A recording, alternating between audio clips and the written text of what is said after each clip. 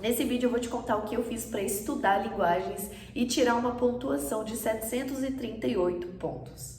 Primeiro vamos começar falando sobre a paráfrase. Paráfrase é basicamente você traduzir as palavras do autor com suas próprias palavras, tá? É como se você lesse um pedaço do texto e fosse explicar o que você acabou de ler, só que com outras palavras, como se fosse explicar para outra pessoa, entendeu? Isso demonstra que você realmente entendeu o que você acabou de ler ali naquela passagem, naquele texto, naquele trecho, enfim, e que você demonstrou domínio, né, sobre essa leitura e que você conseguiu interpretar de forma efetiva esse texto. Então, assim, quando você aprende a fazer paráfrase, a sua capacidade interpretativa, ela vai nas alturas. Então, a gente já vai começar esse vídeo aqui falando sobre isso. E agora a gente vai falar sobre os 3 tipos de leitura. Os 3 tipos de leitura são leitura ativa, leitura dinâmica e leitura diária.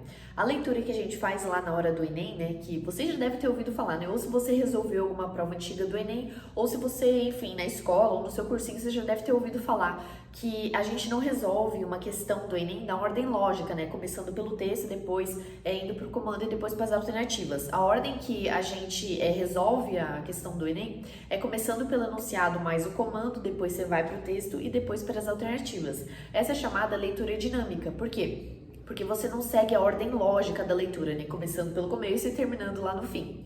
Só que para você fazer uma leitura dinâmica bem feita, você precisa seguir alguns pilares. É como se a leitura dinâmica fosse a cobertura do prédio, só que a base desse prédio fosse a leitura ativa. Então, quando você é muito bom em leitura ativa, quando você faz uma leitura ativa bem feita, você consegue fazer uma leitura dinâmica bem feita. Ou seja, você acerta mais questões na prova do Enem. Então, vamos começar pela base desse prédio, que é a leitura ativa. Leitura ativa é basicamente você conversar com o texto.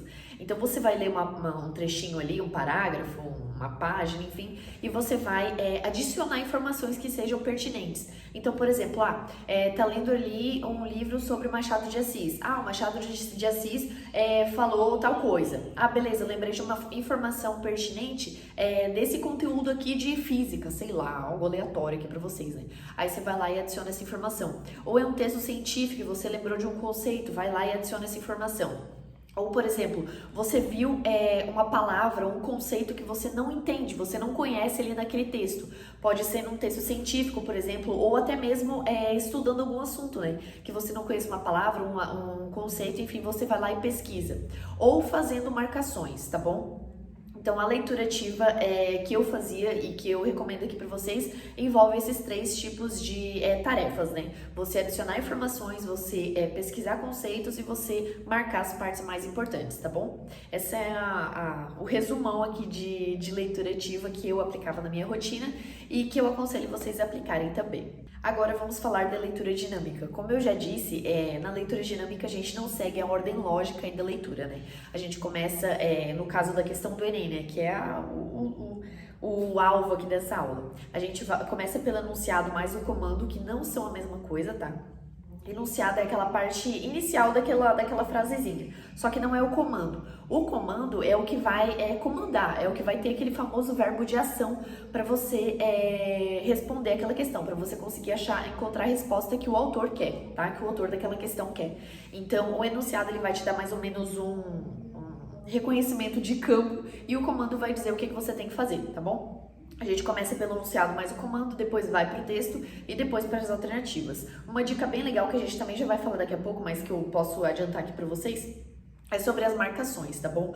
Nessa leitura dinâmica é muito pertinente você marcar as partes mais importantes do texto. Vocês já devem ter ouvido falar também dos famosos distratores.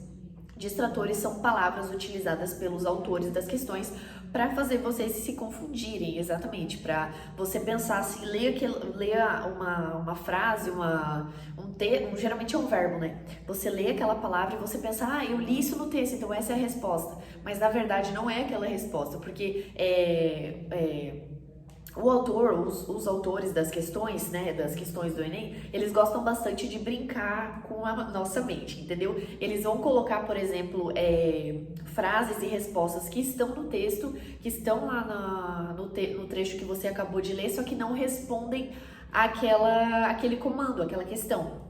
Não é isso que o autor pediu e não é essa a resposta, só que eles vão colocar ali para te confundir, tá? Então, muito cuidado com isso. Quando você marca as partes mais importantes, você elimina esses distratores. Então, por isso que é tão legal assim você marcar, né? Se não elimina todos, pelo menos a grande parte deles. O terceiro tipo de leitura é a leitura diária. Eu sempre recomendo para vocês lerem diariamente, né? Porque assim você vai estar em contato diário com textos ali, enfim, vai estar sempre aprimorando essa leitura.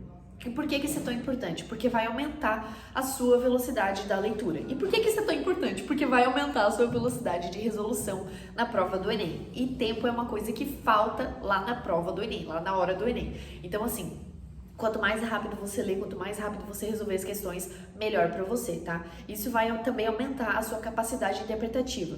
Então, a leitura diária é muito importante para esses dois quesitos, tá? Que são habilidades aí bem requisitadas no Enem. Eu também aconselho vocês lerem textos que desafiem, tá? Então, eu geralmente indico livros, tá? Porque livros, literatura cai no Enem, tá bom? Literatura vai estar lá na prova do Enem. E o Enem, ele gosta dessas leituras mais difíceis, leituras mais formais. Então, quanto mais você tiver em contato com essas leituras, quanto mais você lê leituras difíceis mesmo, mais você vai se ambientar com essa prova e mais você vai conseguir interpretar. Então, prefira livros da literatura brasileira mesmo, tá? Literatura clássica.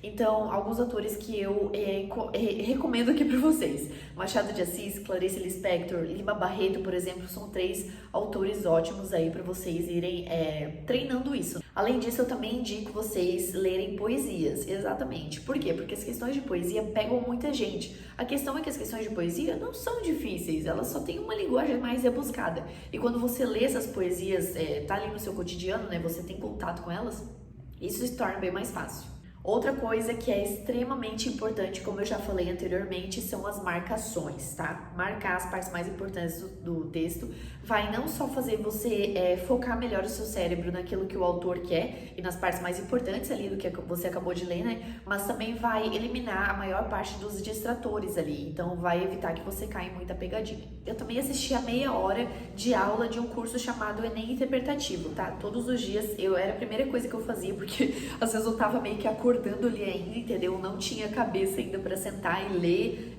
algum conteúdo muito denso, então eu gostava de começar o meu dia assistindo alguma aula, e geralmente ela era do Enem Interpretativo.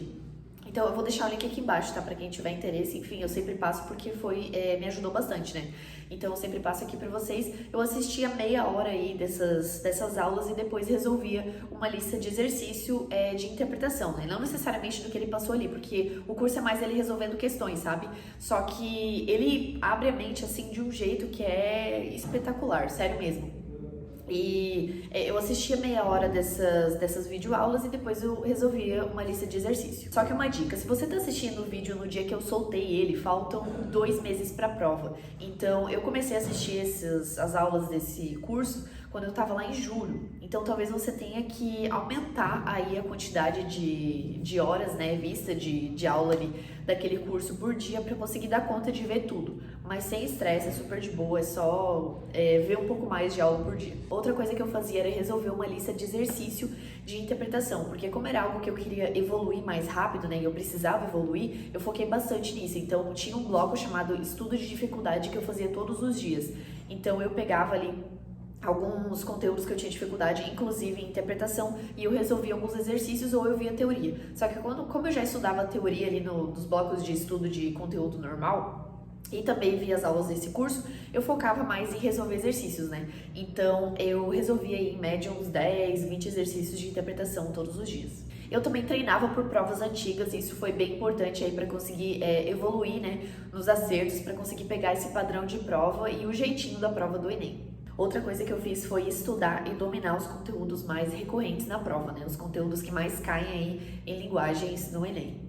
É claro que eu não deixei de estudar nenhum conteúdo, assim, eu só foquei em realmente dominar esses que mais caem, porque eu sabia que isso ia me dar uma vantagem a mais. É claro que eu também estudei os conteúdos de gramática, português de uma forma geral, né, tipos textuais, gêneros textuais, enfim, literatura e artes também. Foi esse o vídeo de hoje, me siga lá no Instagram, deixe o like aqui embaixo e se inscreva no canal.